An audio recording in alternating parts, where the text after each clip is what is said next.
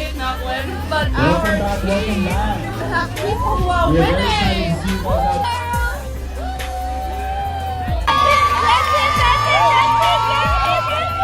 out.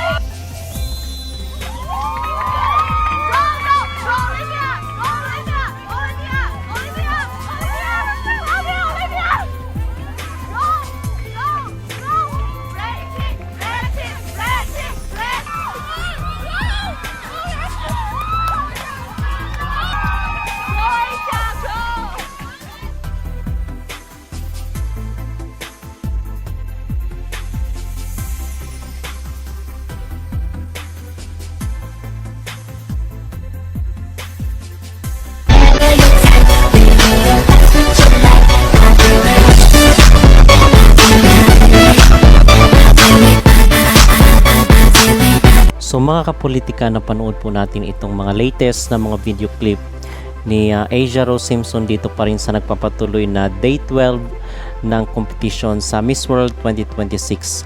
So ngayong araw po, August 20, ay yung kailang pang-12 araw na dito sa kanilang competition na nagaganap pa rin sa bansang Vietnam. At in this video is atin po nga napanood sa first part yung pag-cheer ni Miss Vietnam na si Nguyen dito kay Asia Rose Simpson dahil nga top 7 siya doon sa kanilang overall na sports fest na ginanap kahapon sa day 11 nila. So pampitong pwesto itong sa Asia Rose kahit hindi niya man nasungkit yung first slot dito sa kanilang sports challenge na ginanap kahapon. So napakabait mga kapolitika at andun yung moral support ni Nguyen dito sa ating candidate na si Asia Rose Simpson. At tayo ay nagpapasalamat personally dito sa kanya dahil wala tayong mga nababalitaang attitude problem or attitude issue dito kay Miss Vietnam. At ang sabi nga natin doon sa ating mga naunang video, kung si Vietnam man ang mananalo this year, katulad ng nangyari doon sa China before na nag-host country sila and then sila yung nanalo, is wala tayong problema basta deserve lang din ni Nguyen na manalo dito sa Miss World 2026. At hindi natin ipagdadamot mga kapolitika ang isang corona kasi material lang po yan, bagay lang po yan dito sa mundo. At isa pa, kakapanalo lang din po natin dito sa Miss Supranational 2026. At hindi naman po laging Pilipinas ay tayo ang nananalo. Syempre minsan is kailangan rin po nating ibigay sa ibang bansa. So kung si Nguyen ang kukurnahan ng Miss World ngayong taon, is okay po tayo doon sa maging outcome kung deserve niya naman talaga rin ang corona ng Miss World. At isa pa ay kapwa Asian natin itong Vietnam. Okay, so yun po, napakabait ni Nguyen dito kay Asia Rose Simpson at nag-cheer siya mga kapolitika dito kay Asia Rose. At ito nga yung caption dito sa video na nakapost po dito sa TikTok. So nag-cheer itong pambato ng Vietnam dito kay Asia Rose dahil siya lang yung nakapasok dito unfortunately sa Asia, kasama itong si Sri Lanka. Itong si Asia at si Sri Lanka lang po yung nakapasok sa Asia. So apparently itong si Vietnam is nag-cheer lang siya dito kay Asia Rose Simpson. Okay, so naglabas na rin po itong aside dito sa pag-cheer ni Vietnam, is naglabas na rin po ng kanyang hot pick itong Sash Factor Philippines.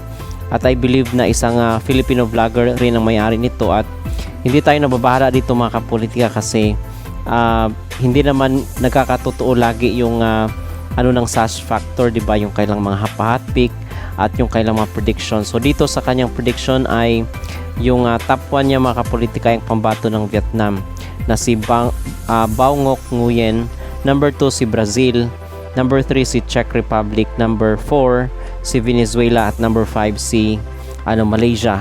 At in fact number 15 lang po itong si Asia Rose Simpson dito sa hot pick ng Sash Factor. So again, hindi po tayo nababahala dito sa mga early prediction ng Sash Factor kasi nga hindi naman lahat din ng kanilang mga prediction is nagkakatotoo. Okay, so narito naman po pala yung latest na botohan nila sa kailang People's Choice Award. At kung masustain kasi dito ang momentum mga kapolitika sa People's Choice, is malaki ang tsansa doon sa top 6 ng kung sino mang candidate ang magta-top 1 dito sa People's Choice Award nila. So dito sa kanilang pabotohan, number 1 po si Cook Island na may 22,000 na points.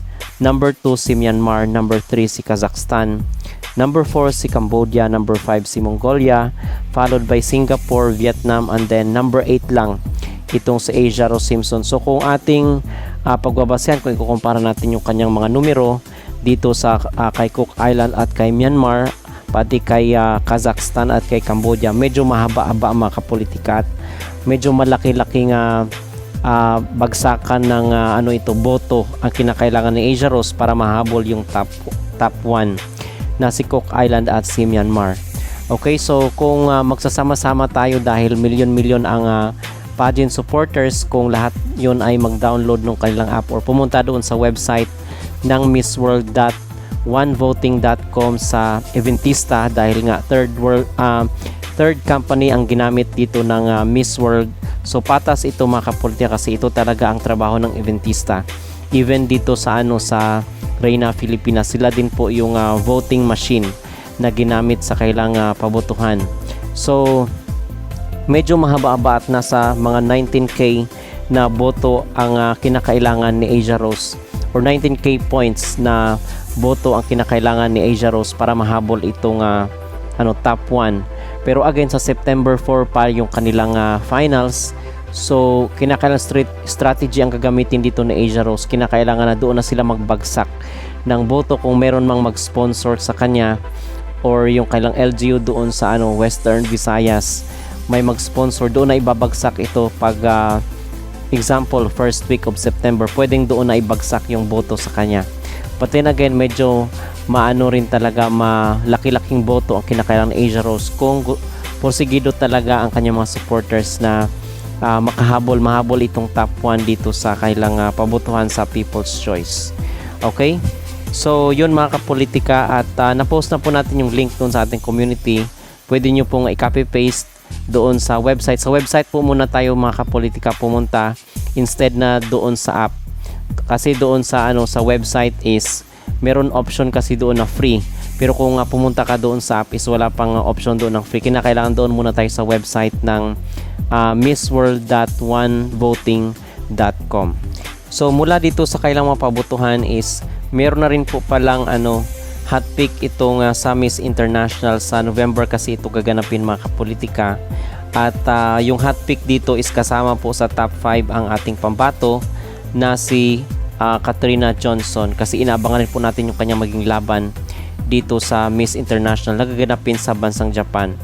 So Philippines, Indonesia, Nigeria, Venezuela at si Czech Republic yung nasa top 5 base dito sa hot pick ng Miss International. Ito yung hot pick ng Paginatics, I mean. Okay, so abangan rin po natin yung maglaban ni Katrina Johnson kasi much anticipated at malakas ang kanyang laban dito sa Miss International sa buwan ng Nobyembre. At mula dito sa Miss International, dito naman po tayo sa Miss Universe kasi umiinit rin ngayon itong bangayan ng Miss Universe East at itong sa West. Kasi 'di ba si Nawat is East siya mga kapolitika kasi Asia ang hawak niya. So Miss Universe East ang hawak ni Nawat at yung West naman is yung kay Raul Rucha. Kasi yung isa sa mga organizer is merong post dito sa social media mga kapolitika na sabi dito, Miss Universe production in full force. The entire Miss Universe production and logistics team is fully engaged as we continue preparing for the historic 75th anniversary celebration in Puerto Rico. So yun ang sabi ni Ronald Day, Miss Universe Organization CEO. At sabi naman dito ni Nawat, for those planning to go to Puerto Rico, hold off. Don't rush to book hotels. Don't rush to buy plane tickets. Wait until we're sure the event will actually take place. So yun yung banat ni Nawat makapolitika nitong mga nakarang araw. At post po ito ni Sir Adam G dito sa kanyang social media account. So malinaw na uminit ngayon ang bangayan dito sa loob ng organization. At kasi mga kapolitika parang feel siguro ito ni Nawat is na-scam siya ng Miss Universe dahil yung kanyang meron namang point at may karapatan itong si Nawat na magreklamo, mag-vent out ng kanyang nararamdaman at ng kanyang sama ng loob kasi parang naiwan siya sa ere matapos na mag-invest siya ng more than 300 million pesos dito sa Miss Universe at kabahagi lang doon sa 50% ni Jack Rauta tip. At parang gusto niyang hawakan mga kapolitika ang Miss Universe, pero hindi nga siya yung nagmamayari ng more than 50%. Ang sabi kasi before ay 54% itong kay Raul Rucha, and then kay Jack Rotatip is 46 lang, kung kaya mas lamang itong si Raul Rucha sa may hawak ng Miss Universe. Okay, at pero ito namang si kasi Nawat is part lang siya, portion lang siya doon kay Jack Rotatip.